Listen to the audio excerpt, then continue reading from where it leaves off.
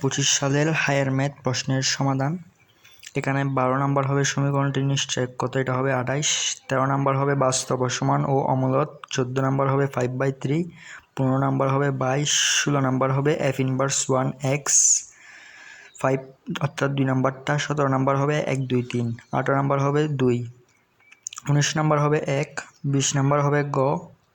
21 নম্বর হবে 60 ডিগ্রি। 22 নম্বর হবে 1 2 3। 23 নম্বর হবে 6 0। 24 নম্বর হবে 90 ডিগ্রি। 25 নম্বর হবে 132.5 ডিগ্রি।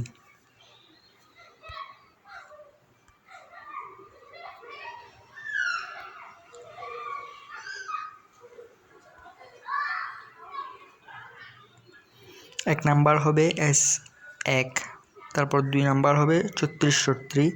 3 নাম্বার হবে 8/2। 4 নাম্বার হবে 1/11। 4 নাম্বার প্রশ্নটাতে একটু কনফিউশন আছে, এটা 3/11 হতে পারে, কেননা এখানে বলছে 90 থেকে 100 মধ্যে একটি সংখ্যা দৈবভাবে চয়ন করলে মৌলিক সংখ্যা পাওয়ার সম্ভাবনা কত।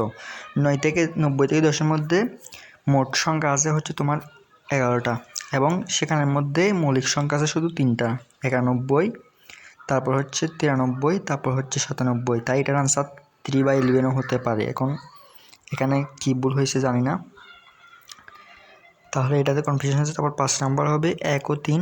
6 নাম্বার হবে হাফ। 7 নাম্বার হবে 1।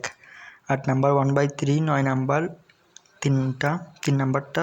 তারপর 10 নাম্বার হবে -11/4। 11 নাম্বার হবে 1। আসসালামু আলাইকুম।